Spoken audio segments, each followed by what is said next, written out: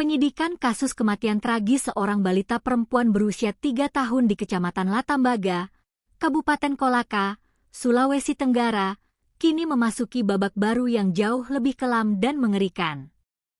Pihak kepolisian berhasil membongkar fakta memilukan bahwa tersangka berinisial R, pemuda berusia 22 tahun, diduga tidak hanya melakukan kekerasan seksual yang menyebabkan kematian anak kandungnya, tetapi juga tega meruda paksa putri tirinya yang masih berusia 7 tahun. Fakta memuakan ini terungkap setelah Kepolisian Resor atau Polres Kolaka melakukan pengembangan penyidikan secara intensif dan maraton. Wakapolres Kolaka, Komisaris Polisi Muhammad Salman, menyatakan bahwa hasil pemeriksaan konfrontatif mengarah kuat pada adanya korban lain di dalam pusaran rumah tangga tersangka yang syarat akan kekerasan. Korban kedua yang berhasil diidentifikasi adalah seorang anak perempuan berinisial LS. Bocah malang tersebut tak lain dan tak bukan merupakan anak tiri pelaku atau anak bawaan dari istri tersangka dari pernikahan sebelumnya. Berdasarkan hasil pemeriksaan mendalam saat ini, pelaku mengaku juga pernah melakukan aksi pencabulan dan ruda paksa terhadap anak tirinya sendiri. Pelaku memanfaatkan situasi keji secara sembunyi-sembunyi saat korban sedang tertidur pulas di kamarnya, ujar Kompol Muhammad Salman kepada awak media.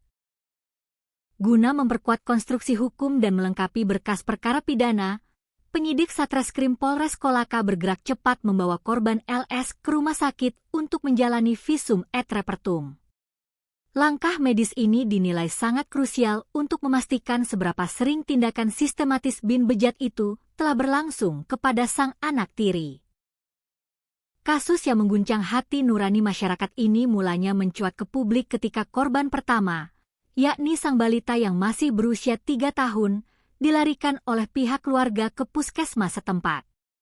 Bocah malang itu terus-menerus menangis histeris karena menderita sakit yang luar biasa pada bagian vitalnya. Namun malang, nyawa korban tidak tertolong dan dinyatakan meninggal dunia.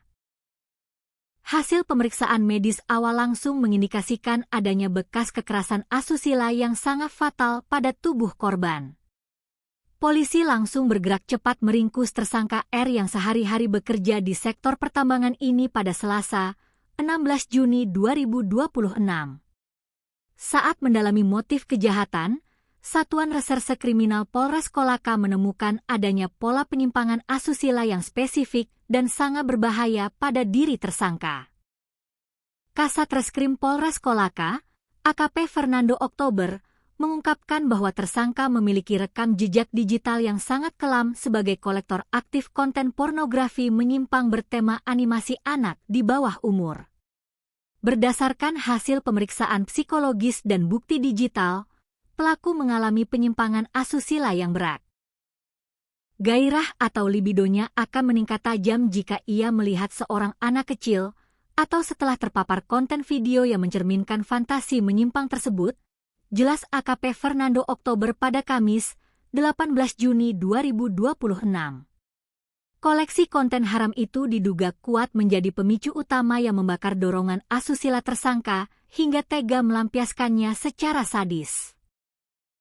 Sementara itu, Kepala Subseksi Penmas Polres Kolaka, Aibtu Riswandi, menegaskan bahwa selain mengandalkan bukti visum dari anak tiri yang selamat, polisi juga telah berkoordinasi dengan tim kedokteran forensik di Kota Makassar, Sulawesi Selatan, untuk membedah penyebab pasti kematian sang balita.